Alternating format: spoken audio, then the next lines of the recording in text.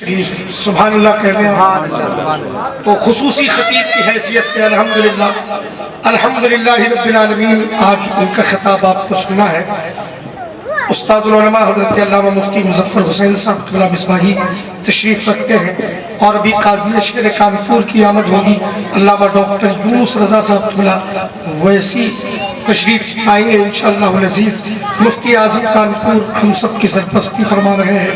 آئیے سرپرست اجلاس کا دل کی گہرائی سے استقبال کیا جائے۔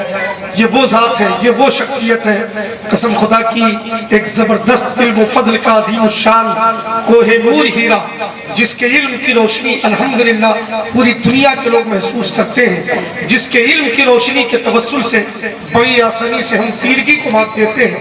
خلیفہ سرکار تاج الشریعہ و خلیفہ حضور ضیاء ملت پیر طریقت رہبر راہ شریعت حضرت علامہ مولانا مفتی شہباز انور صاحب قبلہ نوری، اسیر سرکار مفتی اعظم ہند، عطائے سرکار مفتی اعظم ہند کا دل کی گہرائی سے استقبال کیا جائے۔ جتنے ادب نواز بیٹھے ہیں محبت و احترام کے ساتھ اپنے اس قائد اور اپنے رہنما کا استقبال کریں دل کی گہرائی سے۔ نعرہ تکبیر، نعرہ رسالت، مفتی اعظم کانپور حضور شہباز خطابت، نعرہ تکبیر، نعرہ رسالت۔ ان اولیاءه الا المتقون صدق الله مولانا العلي العظيم وصدق رسوله النبي الامين الكريم ونحن على ذلك لمن الشاهدين والشاكرين والحمد لله رب العالمين۔ آئیے ہم اور آپ مل کر رسول پاک رحمت دو عالم نور مجسم صلی اللہ تعالی علیہ وسلم کی بارگاہ میں غلامی کا ثبوت دیں، درود پاک نذرانہ عقیدت پیش کریں۔ اللہم صلی علی سیدنا مولانا محمد والکرم وآلہ وبارک وسلم، صلاة و سلاما علیک یا رسول اللہ صلی اللہ تعالی علیہ وسلم۔ حضرات گرامی، ہم سبھی لوگ تمامی اولیاء کرام رضوان اللہ تعالی علیہم اجمعین کی بارگاہ میں غلامی کا ثبوت دینے، خراج عقیدت پیش کرنے کے لیے حاضر آئے ہیں۔ اس قبرستان میں جتنے بھی اولیاء کرام اور جتنے مومنین مومنات ہیں، دعا ہے کہ اللہ حضرت سب کے مزاروں پر رحمتوں کی بارشیں عطا فرمائے۔ جناب بھائی محمد اسلام ہر سال یہ جلسہ کرتے ہیں اور ہم سبھی لوگ قریب قریب آتے ہیں۔ ابھی آپ میرے بعد بہترین مقرر، نوجوان مقرر، سدا بہار مقرر مولانا مظفر حسین صاحب کی تقریر سماعت کریں گے۔ حضرات، ہمارے یہاں ایک نظریہ ہے، ہمارے یہاں عبادت کی دو قسمیں ہیں۔ ایک عبادت بہت مشہور ہے جسے ہم نماز کہتے ہیں، روزہ کہتے ہیں، زکوٰۃ کہتے ہیں، حج کہتے ہیں، قرآن کی تلاوت کہتے ہیں، والدین کی اطاعت کہتے ہیں، بڑوں کا ادب، چھوٹوں کا شفقت کہتے ہیں۔ یہ عبادتیں بڑی مشہور ہیں۔ اسلامی دنیا میں خصوصیت کے ساتھ 5 عبادتیں لازم ہیں اور فرض ہیں۔ ان میں پہلی عبادت نماز ہے، پھر روزہ ہے، پھر زکوٰۃ ہے، صاحب استطاعت کے لیے حج ہے، اور حافظ اور قاری تمام مسلمانوں کے لیے قرآن کی تلاوت ہے۔ دعا ہے کہ اللہ تعالیٰ یہ 5 عبادتیں ہمیں اور آپ کو کرنے کی توفیق عطا فرمائے۔ یہ عبادتیں اسلامی دنیا میں بڑی مشہور ہیں، مگر میں کہنا چاہتا ہوں کہ اس عبادت کے تعلق سے علماء کرام نے تحریر فرمایا کہ یہ ساری عبادتیں مقبولیت میں ظنی ہیں، قبولیت میں یہ ظنی ہے۔ ظن کہتے ہیں شک کو، قبولیت میں یہ عبادتیں مشکوک ہیں۔ شک ہے کہ میری عبادت قبول ہو رہی کہ نہیں ہو رہی۔ جیسے آپ نماز پڑھتے ہیں تو گارنٹی نہیں ہے کہ یہ نماز قبول ہی ہو گئی۔ روزہ آپ نے رکھا، ضمانت کوئی نہیں دے پائے گا کہ میرا روزہ مقبول ہے۔ زکوٰۃ آپ نے دی، کوئی گارنٹی نہیں دے سکتا کہ میری دی زکوٰۃ اللہ نے قبول ہی کر لیا۔ حد یہ ہے کہ حج کا تعلق بھی زن سے ہے۔ حج ہم کرتے ہیں، کوئی گارنٹی نہیں کہ میرا حج مقبول ہی ہو گیا ہو۔ کعبہ کا طواف، آب زمزم کا پینا، حرم میں نماز پڑھنا، یہ ساری باتیں جو ہیں مقبولیت میں ظنی ہیں۔ غور فرمائیں، ظن شک کو کہتے ہیں۔ حضرت آدم سے لے کر اب تک انبیاء کرام کی باتیں تو مقبول ہیں، اصحاب کرام کی باتیں بھی مقبول ہیں، اولیاء کرام کی باتیں بھی مقبول ہیں، مگر ان طبقات کے علاوہ جتنی بھی اسلامی طبقے ہیں، مومن کے طبقے ہیں، ان طبقوں کے لیے ساری باتیں ظنی ہیں، مشکوک ہیں، پتہ نہیں قبول ہے کہ نہیں۔ اللہ فرماتا ہے کہ میری رضا کی تم نماز پڑھو، قبول کرے نہ کرے میری مرضی، زکوٰۃ دو، قبول کرے نہ کرے میری مرضی، حج کرو، قبول کرے نہ کرے میری مرضی، روزہ رکھو، قبول کرے نہ کرے میری مرضی۔ اگر میں چاہوں گا قبول کر لوں گا، اگر نہیں چاہوں گا قبول نہیں کروں گا۔ مگر وہی اللہ فرماتا ہے کہ جو لوگ میرے اولیاء کا ذکر کرتے ہیں اس کے ذکر کو ہم ضرور قبول فرمائیں گے۔ کتنا بڑا فرق ہے۔ یہاں پر کچھ دماغ ایسا ہے کہ جو یہ سوچ سکتا ہے کہ آپ نے تو نماز کو بالکل ہلکا کر دیا، زکوٰۃ کو بالکل ہلکے انداز میں پیش کیا ہے، حج کو اس سے بھی زیادہ ہلکا کر دیا۔ ایک آدمی حج کرنے جاتا ہے 3 لاکھ روپیہ لگتے ہیں، اور آپ اتنا ہلکا بنا کر پیش کر رہے ہیں کہ یہ عبادت مقبولیت کا ظنی ہے۔ میں کہتا ہوں زیادہ دور نہ جائیے، آپ نے حج کیا، کعبے کا طواف کیا، حرم میں نمازیں پڑھیں، آب زمزم مقام ابراہیم پر سجدے آپ نے کیے، مگر آپ قسم نہیں کھا سکتے کہ میری یہ نمازیں مقبول ہو گئیں، کعبہ کا طواف میرا مقبول ہو گیا، اور یہیں پر چھوڑ کر کے کعبہ سے ہٹ کر کے آپ مدینہ چلے جائیں تو رسول اللہ فرماتے ہیں کہ جس نے میرا گنبد دیکھ لیا ہے میری شفاعت واجب ہو گئی۔ کتنا بڑا فرق ہے۔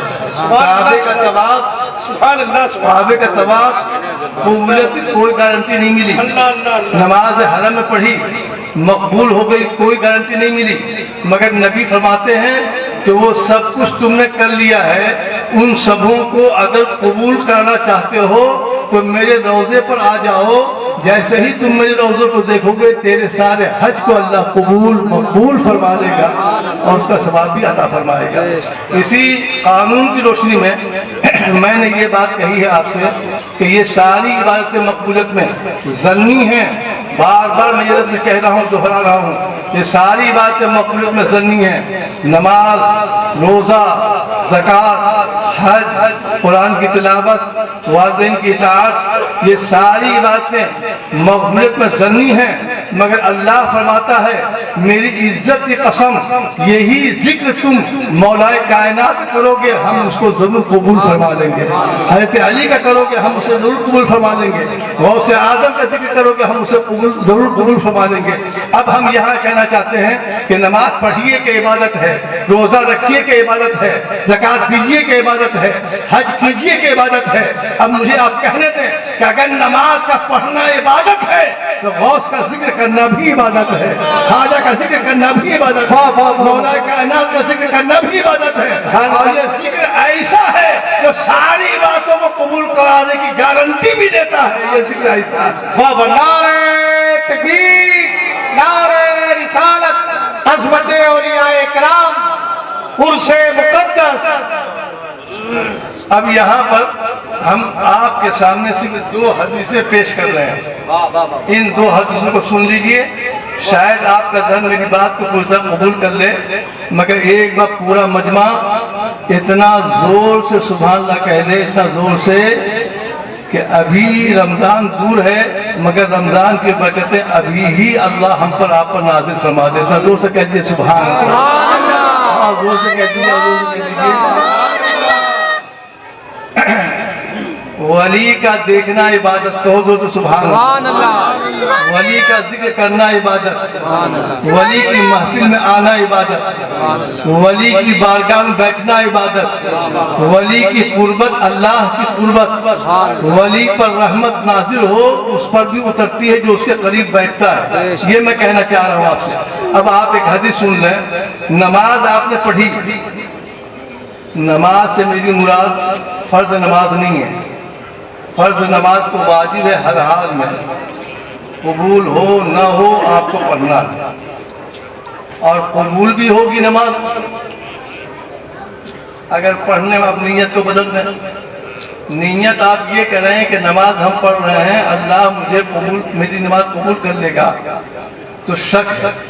और अगर ये नीयत कर लें कि मेरे नबी ने नमाज पढ़ी, हम नबी की सुन्नत को जिंदा कर रहे हैं, नबी की इत्तबा में पढ़ रहे हैं, नबी की हरकत सकनत और इबादत की नकल हम कर रहे हैं, तो अल्लाह फरमाता है कि तेरा नकल करना मुझे बहुत अच्छा लगा, जाओ मैंने तुझे बख्श दिया, तुझे माफ कर दिया। ये जो बात मैंने आपसे कही है, ये बात सिर्फ नमाज नफिल के ताल्लुक से है। फर्ज नमाज तो फर्ज है, वाजिब है, फर्ज है, सुन्नत मुअक्कदा है, और उसका तो कोई जवाब नहीं है। अब वो हर हाल में फर्ज है, हर हाल में वाजिब है। मगर सुन्नत नफिल जो नफिल नमाजें आप पढ़ते हैं, मुस्तहब नमाजें आप पढ़ते हैं, नफिल नमाजों के ताल्लुक से मैं ये कह रहा हूँ कि नफिल नमाजों में सजदा करना अगर इबादत है तो वली की कब्रों का देखना भी इबादत है, वली के मज़ारों पर जाना भी इबादत है। ये मैं कह रहा हूँ। मेरी बात से आप ये फायदा ना उठाएं कि सरापा हम नमाजी की तरफ। नमाज नफिल, अब आप देखें कि नमाज नफिल आपने पढ़ी, कोई गारंटी नहीं है कि मेरी नमाज ये मकबूल है, मगर एक वली का जिक्र अगर आप कर लें तो कितना ये मकबूल है। एक हदीस सुन लीजिए। मैं कहता हूँ वली का जिक्र करना तो बहुत दूर की बात है, वली को देखने की तमन्ना करना भी इबादत है। वली को देखने की आरज़ू करना भी इबादत है। लौ काना अब्दैन तहाब्बा फिल्लाहि अज़्ज़ा वजल वाहिदुन फिल मशरिक़ व आखिरु फिल मग़रिब लजमअल्लाहु बैनहुमा यौमल क़ियामह फ़यक़ूलुल्लाहु तबारक व तआला हाज़ल वलिय्यु कुन्ता तमन्नैता। नबी अकरम फरमाते हैं सल्लल्लाहु अलैहि वसल्लम कि एक बंदा होगा मशरिक़ में, एक वली होंगे मग़रिब में। मशरिक़ वाला बंदा, मशरिक़ उसे कहते हैं जहाँ से सूरज निकलता है, मग़रिब उसे कहते हैं जहाँ पर सूरज डूबता है। दूरी देखिए, बोदे मकानी देखिए, फासला देखिए, कहाँ मशरिक़ कहाँ मग़रिब। मग़रिब में अल्लाह का वली है, मशरिक़ में एक अल्लाह का बंदा मोमिन है, मुसलमान है। उस मुसलमान को खबर मिलेगी कि मग़रिब में कोई अल्लाह के वली पैदा हुए हैं, अब वो बहुत मशहूर हैं, उनको देखने की वो तमन्ना करेगा, उनको देखने की वो ख्वाहिश करेगा, उनको देखने की, उनसे मुलाकात की वो आरजू करेगा, मगर बोदे मकानी की वजह से वो मस्जिद से मग़रिब जा ना सकेगा, दूरी की वजह से वो सफ़र कर ना पाएगा, अपनी गुर्बत की वजह से वो उन तक पहुँच ना पाएगा, अपने अफलास की वजह से वो वहाँ से वहाँ तक जाना पाएगा। देरी तमन्ना करेगा कि उस वली को मैं देख लूँ, मगर देख ना पाएगा। हाल ये होगा कि मौत, वो मर जाएगा। इस तमन्ना को लिए वो दुनिया से चला जाएगा। नबी पाक इरशाद फरमाते हैं कि जब उसकी तमन्ना पूरी न होगी अब वो कब्र में डाल दिया जाएगा। कल क़यामत का जब मैदान होगा, मैदान में जब वो वली जो मग़रिब में थे वो लाए जाएंगे तो मस्जिद के इस मोमिन को भी कब्र से उठाकर उस मग़रिब वाले वली के बगल में खड़ा कर दिया जाएगा और कहा जाएगा यही वो वली हैं जिनको तुम देखने की तमन्ना कर रहे थे मगर देख ना पाए थे। ये बंदा उनके बगल में अपने को पाएगा, शर्माएगा, हिचकिचाएगा, झिझकेगा, रोएगा, चीखेगा, चिल्लाएगा और फिर कहेगा कि परवरदिगार मेरा कोई अमल इस काबिल नहीं है कि मैं तेरे वली के बगल में खड़ा किया